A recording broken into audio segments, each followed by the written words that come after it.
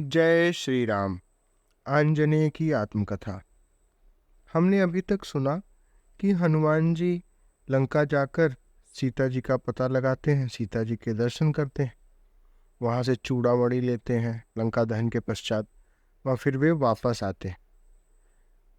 वापस जब वे उतरते हैं और फिर वहाँ तक पहुँचते हैं तो रास्ते में एक ऋषि से मिलते हैं और अंगूठी वहाँ छोड़ करके चूड़ामणि लेकर के आगे बढ़ते हैं। रास्ते में मधुबन में जो इनका प्रियवन था सुग्रीव जी का, उसको उसके फल खाते हैं सारे वानर लोग, और वहाँ पर उनके मामा जी संदेश देते हैं कि सुग्रीव जी प्रतीक्षा में है, आप लोग जल्दी चलिए। अब सब लोग राम जी के पास जाते हैं तो प्रभु के पाद पद्मों में हम सभी अत्यंत उत्सुक थे, अतः हम मधुवन से आकाश में उछले। गगन से ही हमने देख लिया कि प्रवर्षण गिरी यानी ऋषिमुख के ऊपर बनी अपनी आवास गुहा से बाहर श्री रघुनाथ स्फटिक शिला पर आसीन है। श्री लक्ष्मणलाल पीछे खड़े हैं और कपींद्र सुग्रीव शिला पर वाम पार्श्व में तनिक हटकर हाथ जोड़े बैठे। हमें गगन में देखकर वानरेंद्र ने प्रभु से कुछ कहा, संभवतः सूचना दी कि हम श्री मैथिली का पता लगाकर लौट रहे हैं। फिर वे पूंछ ऊपर उठाकर हमारा स्वागत करने कुछ आगे बढ़ गए।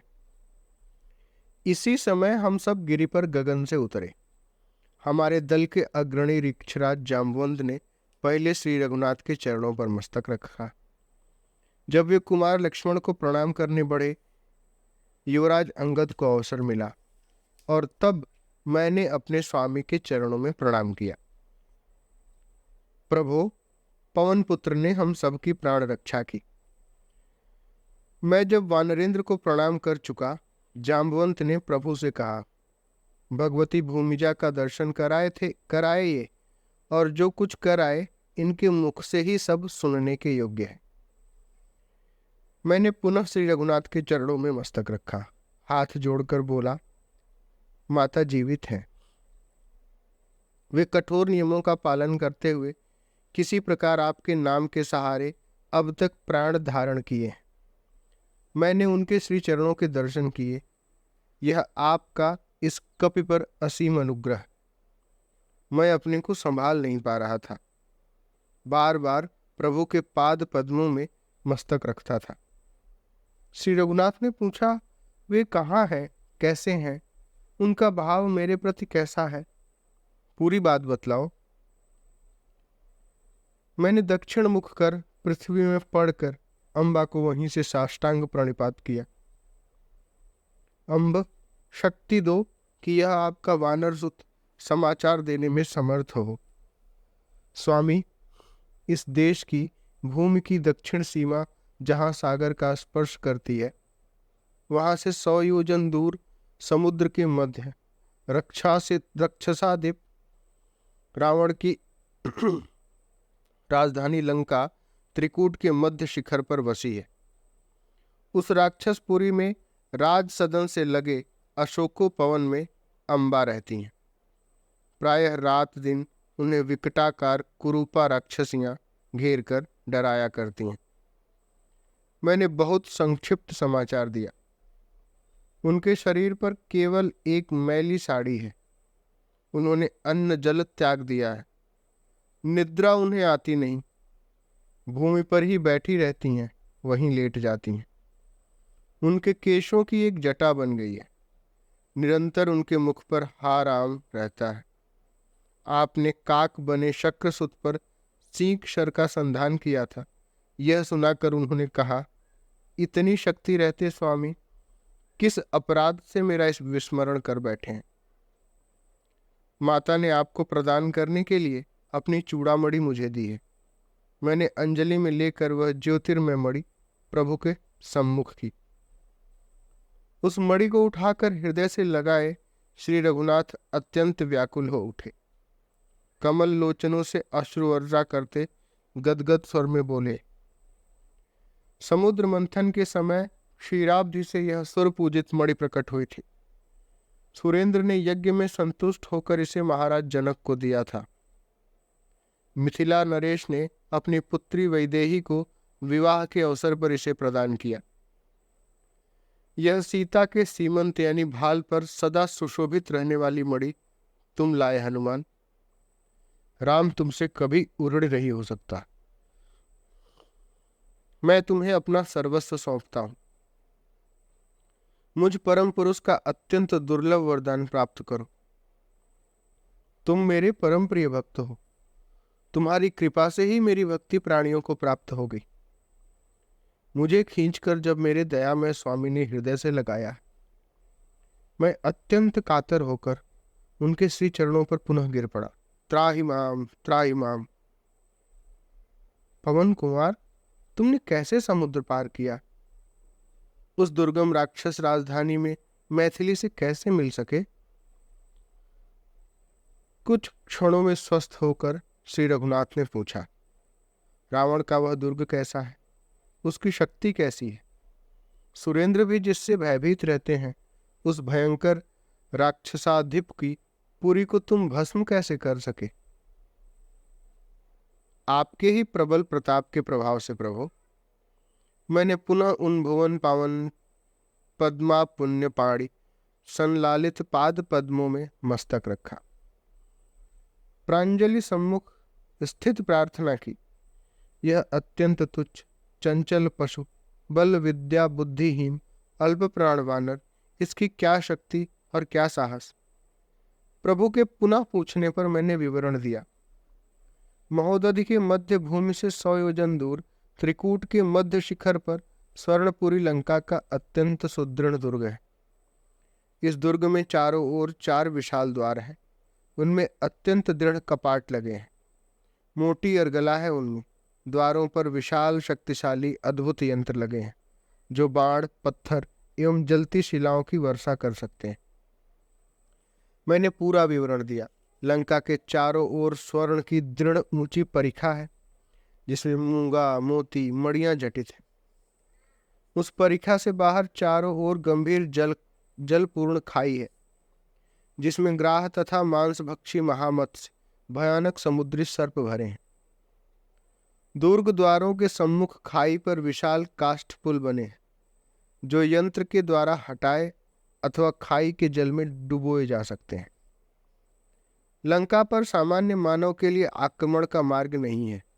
नगर से बाहर भयानक वेग वाली नदियां हैं।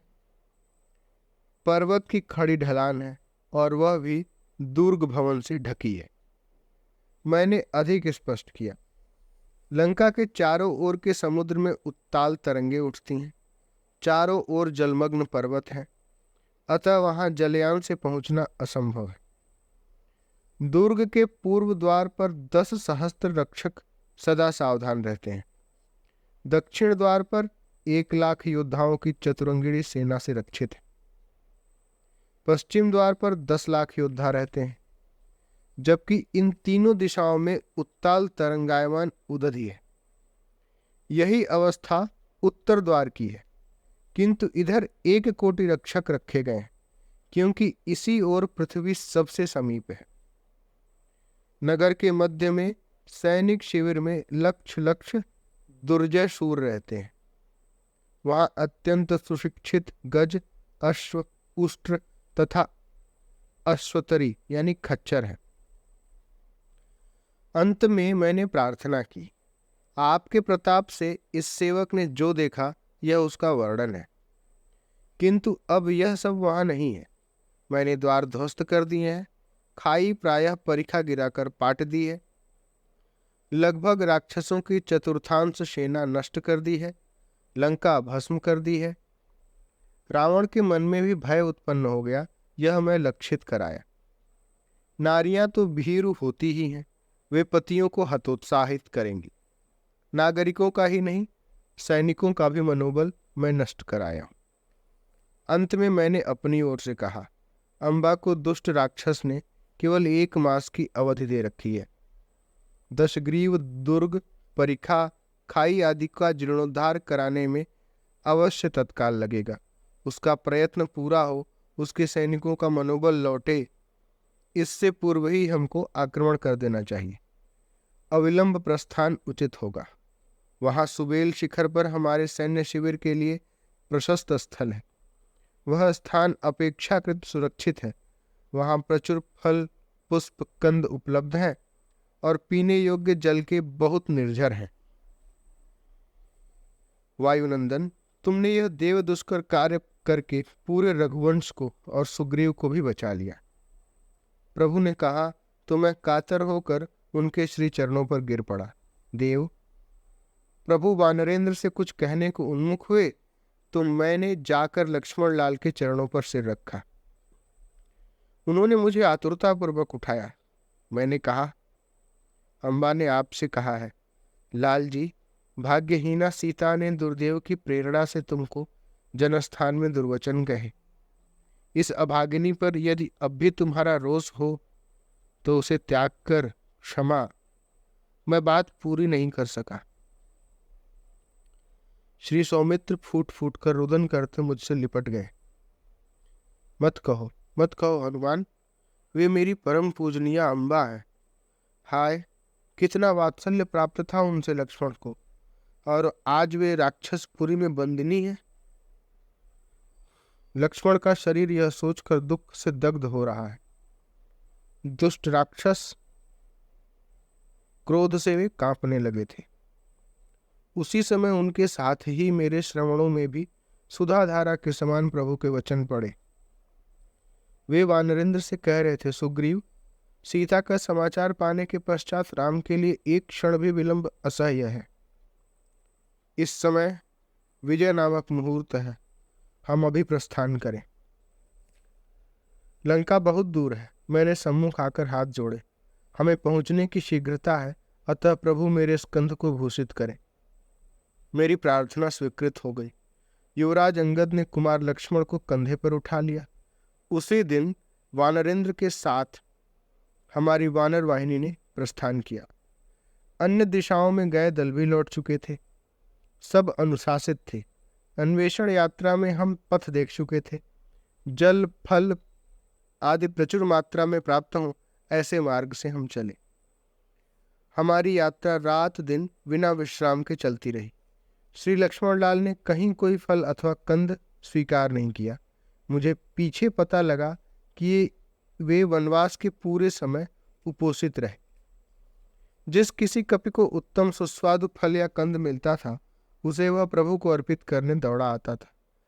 श्री राम ने कब किसका स्नेहोपहार अस्वीकार किया है, किंतु उनके मुख में कम ही फल या कंद पहुंचते थे। वे कृपामय तो वानरेंद्र, सुग्रीव को, अंगद को, मुझे, जाम्बवान को या दूसरे किसी को भी प्रसाद देकर संतुष्ट होते थे। इस प्रकार चलते चलते ही हम सब आहार तथा जल ग्रहण करते रहे। वैसे भी वानर शांत बैठकर कम ही भोजन करते हैं। केवल सानुज प्रभु स्नान करते, संध्या करते, पार्थिव पूजन में लगते, तब हमारी यात्रा कुछ देर विरमित होती। हमने प्रस्थान किया, तब से शकुन मिलने लगे। शुभ शकुनों को भी सार्थक होना था। श्री राम की अनुकूलता जहां हो, सफलता श्री वहां सदा साथ रहती है। शुभ शकुनों को तो तब कहीं और शरण है।